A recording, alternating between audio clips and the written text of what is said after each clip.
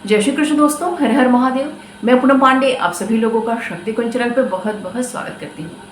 आश्विन मास अर्थात पार मास के कृष्ण पक्ष की एकादशी को इंदिरा एकादशी कहते हैं। इंदिरा एकादशी को पितृपक्ष की एकादशी भी कहा जाता है। यह एकादशी बहुत ही महत्वपूर्ण होती है क्योंकि जो व्यक्ति इंदिरा एकादशी का व्रत करता है उसके समस्त प्रकार के पाप नष्ट हो जाते हैं और उस व्यक्ति के जो पितर होते हैं उनको तृप्ति प्राप्त होती है। इंदिरा एकादशी पितरों को प्रसन्न करने के लिए, उनको तृप्त करने के लिए बहुत ही महत्वपूर्ण माना जाता है। पद्म पुराण के अनुसार इंदिरा एकादशी व्रत के प्रभाव से जो व्यक्ति यह एकादशी का व्रत करता है उसके 7 पीढ़ियों तक के जो पितर होते हैं उनका उद्धार हो जाता है, वो तृप्त हो जाते हैं। इंदिरा एकादशी व्रत के प्रभाव से हमारे पितरों को तृप्ति कैसे प्राप्त होगी, उनका उद्धार कैसे होगा, इस बात को पहले हमें अच्छे से समझना चाहिए। क्योंकि जिस भी दिन इंदिरा एकादशी है उस दिन जो है सुबह जो आप स्नान वगैरह करके उसके पश्चात अपने हाथ में जो है जल और पुष्प लेके इस व्रत का आप संकल्प लेंगे। 3 बार जो है भगवान विष्णु का नाम लीजिएगा, विष्णु विष्णु विष्णु, ठीक है। फिर अपना नाम बोलिएगा, अपना गोत्र बोलिएगा। देखिए गोत्र बोलना बहुत ही जरूरी होता है क्योंकि गोत्र बोलने से क्या होता है कि उस गोत्र की जो ऊर्जा होती है वह आकर्षित होती है। तो अपना नाम, अपना गोत्र बोलिएगा। आश्विन मास है, कृष्ण पक्ष है, इंदिरा एकादशी है, ठीक है। ये सब कुछ बोलते हुए जो है मैं जो है आज इंदिरा एकादशी का मैं व्रत कर रहा हूँ या फिर कर रही हूँ। तो इस एकादशी व्रत के प्रभाव से जो भी मुझे पुण्य प्राप्त हो, आज मैं जो भी मंत्र जाप करूँ, स्तोत्र पाठ करूँ, सहस्रनाम आदि जो भी आप करूँ, मैं तो हवन वगैरह जो भी आप करने वाले हों, तो वो जो भी आप करेंगे उससे जो भी मुझे पुण्य प्राप्त हो वो मेरे पितरों को प्राप्त हो, ठीक है। तो इस तरीके से कहते हुए अब उसमें आप ये भी बोलिएगा कि अगर मेरे पितर जो है यम की यातना झेल रहे हैं तो इस व्रत के प्रभाव से, इस जो व्रत का जो पुण्य है उसके प्रभाव से मेरे पितरों को जो है मुक्ति प्राप्त हो, वो यम की यातना से, कष्ट से मुक्ति उनको मिले, वो तृप्त हो और वो प्रसन्न हो, ठीक है। इस तरीके से जो है आप अपने व्रत का, इसको पूजन का संकल्प लीजिएगा। तो इस तरीके से संकल्प आप लेंगे तो फिर संकल्प का आप दान कर दिए कि मैं जो भी मुझे प्राप्त हो वो सभी जो पुण्य मेरे पितरों को प्राप्त हो। तो आपका संकल्प यहाँ पे हो गया। तो इस तरीके से संकल्प करके अगर इस व्रत को आप करते हैं तो आपके जो इस व्रत को जो भी आप करेंगे, इस व्रत से प्राप्त जो पुण्य है, जो भी मंत्र जाप स्तोत्र पाठ जो उससे जो आपको पुण्य मिलेगा, तो सब कुछ जो है आपके पितरों को प्राप्त होगा।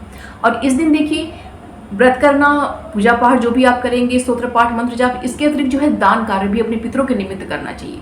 तो देखिए एकादशी व्रत वाले दिन भी कर सकते हैं और जिस दिन आप व्रत का पारण करेंगे उस दिन भी आप कर सकते हैं।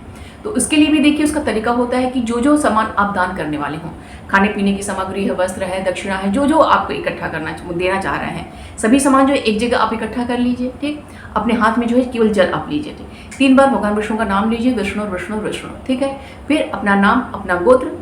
आज इंदिरा का मतलब आश्विन मास कृष्ण पक्ष इंदिरा एकादशी व्रत के दिन मैं जो है अपने पितरों को तृप्त करने के लिए, उनको प्रसन्न करने के लिए, उनका आशीर्वाद प्राप्त करने के लिए ये चीज़ें जो है मैं दान कर रहा हूँ कह के, वो जो हाथ का जल है, वो जो दान की सामग्री है, 3 बार जो उसको घुमा के दिखा के जमीन पे जो है वो जल वो छोड़ दीजिए।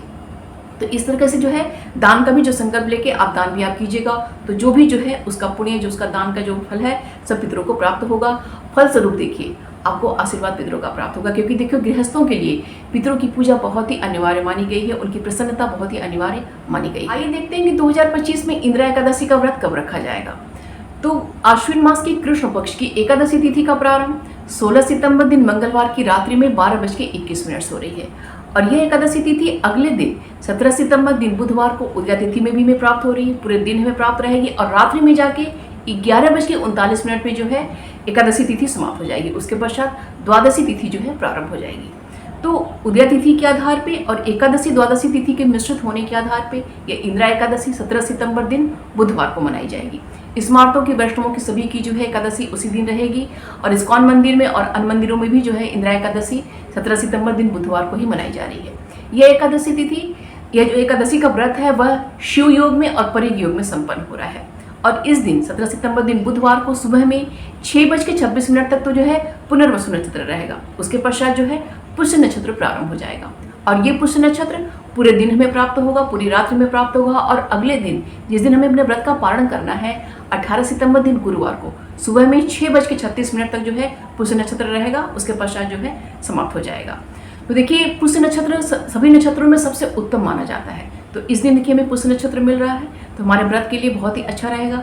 और गुरु पुष्य नक्षत्र जो है वो सब लक्ष्मी को आकर्षित करने के लिए बहुत ही उत्तम माना जाता है। लेकिन जिस दिन हमें पारण करना है 18 सितंबर दिन गुरुवार को, तो गुरुवार के दिन देखिए जो पुष्य नक्षत्र है वो बहुत कम समय के लिए प्राप्त हो रहा है। तो अगर आप लक्ष्मी से संबंधित कोई स्तोत्र पाठ करना चाह रहे हैं, जैसे कनकधारा स्तोत्र है, श्री सूक्तम का पाठ है, इंद्रदेव द्वारा जो रचित लक्ष्मी महालक्ष्मी का जो स्तोत्र है वो है, या लक्ष्मी का कोई मंत्र आप जाप करना चाह रहे हैं, तो ब्रह्म मुहूर्त से लेके 18 सितंबर जिस दिन को पारण करना है उस दिन जो है ब्रह्म मुहूर्त से लेके सुबह में 6:36 तक जो है आप उस दिन जो है ये पाठ वगैरह मंत्र जाप करना चाह रहे हैं तो वो आप कर सकते हैं, क्योंकि लक्ष्मी आकर्षित करने के लिए गुरु पुष्य नक्षत्र बहुत ही अच्छा माना जाता है। 17 सितंबर दिन बुधवार की जो इंदिरा एकादशी है इसका जो पारण है वह 18 सितंबर दिन गुरुवार को किया जाएगा।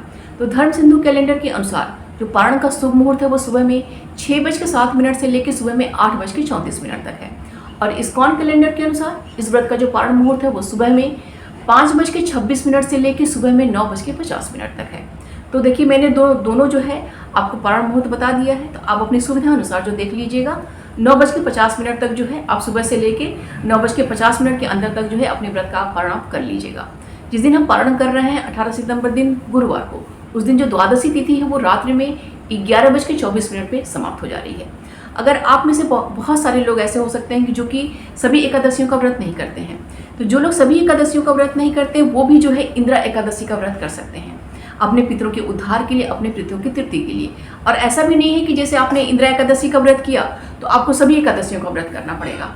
आप केवल जो है इंदिरा एकादशी का व्रत करके इस जो है व्रत का जो भी पुण्य आपको प्राप्त हो सब जो है अपने पितरों को आप दान कर दीजिए। देखिए जो भी लोग पितृदोष से पीड़ित हैं ऐसे सभी व्यक्तियों को इंदिरा एकादशी का व्रत अवश्य ही करना चाहिए, और इस व्रत से जो प्राप्त पुण्य है वो अपने पितरों को दान कर देना चाहिए। तो इससे क्या होगा कि उनके जो पितर होंगे जो अधोगति को प्राप्त हुए हैं, नीच योनि को प्राप्त हुए हैं, इससे उनका उद्धार होगा, इससे उनको तृप्ति मिलेगी, यम की यातना से जो वो मुक्त होंगे। ठीक है, तो वो आपके लिए बहुत ही अच्छा होगा कि आपके पितरों का उद्धार हो जाएगा। तो जो एकादशी का व्रत करते हैं उनको तो कोई दिक्कत नहीं है, वो तो व्रत करेंगे ही, लेकिन जो भी लोग एकादशी का व्रत नहीं करते हैं उन्हें भी जो है इंदिरा एकादशी का व्रत अवश्य ही करना चाहिए।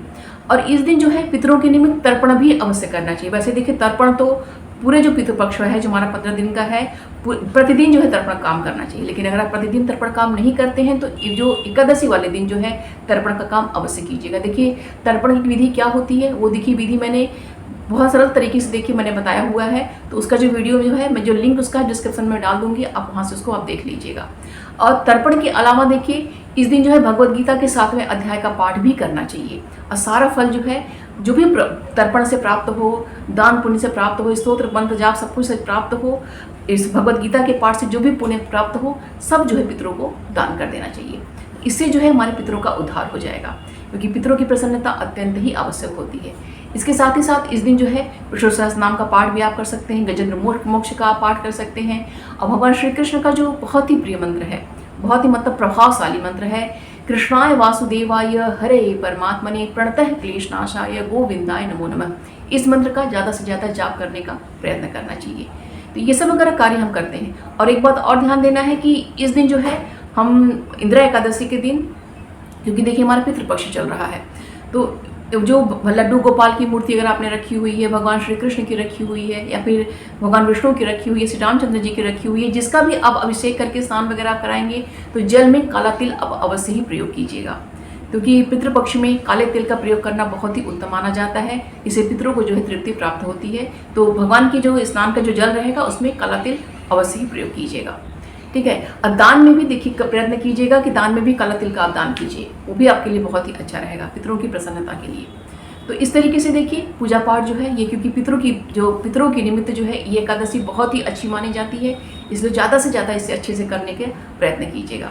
इससे संबंधित कोई भी प्रश्न अगर आपका है तो कमेंट बॉक्स में मुझसे पूछिएगा, मैं आपको रिप्लाई आपको अवश्य करूँगी। तो उम्मीद करती हूँ कि ये वीडियो आप सभी के लिए बहुत ही हेल्पफुल होगा। वीडियो पसंद आएगा तो प्लीज़ लाइक कीजिएगा, शेयर कीजिएगा। चैनल पे अगर नए हैं तो प्लीज़ चैनल को सब्सक्राइब अवश्य कर लीजिएगा। और आप लोग प्लीज़ जो है कमेंट बॉक्स में अपने इष्ट का नाम, जो भी आपके प्रिय देवी देवता हैं उनका नाम आप अवश्य कमेंट बॉक्स में लिखा कीजिए। इससे मुझे भी लगता है कि आप मुझसे कनेक्टेड हैं, तो मेरा भी जो है उत्साह बढ़ता है आप लोगों के लिए और भी अच्छी अच्छी वीडियोस बनाने के लिए। और अपने इष्ट का नाम तो वैसे ही बोलना भी चाहिए, दिमाग मानसिक जो है जाप भी करना चाहिए, और हमेशा जो है लिखने का प्रयत्न भी करना चाहिए। तो जितना ज़्यादा अपने जो है इष्ट का नाम हम लिखेंगे, क्योंकि हम लिखेंगे तो हमारे दिमाग में उनका जो है चलेगा, तो जो हमारे सबकॉन्शियस में जो है वो जो नाम जो है वो चलता रहेगा, इसलिए लिखने का भी प्रयत्न करना चाहिए। तो अपने इष्ट का नाम जो है कमेंट बॉक्स में अवश्य लिखिएगा। मिलते हैं अगले वीडियो में। अपना और अपनों का ख्याल रखिएगा। जय श्री कृष्ण। हर हर महादेव।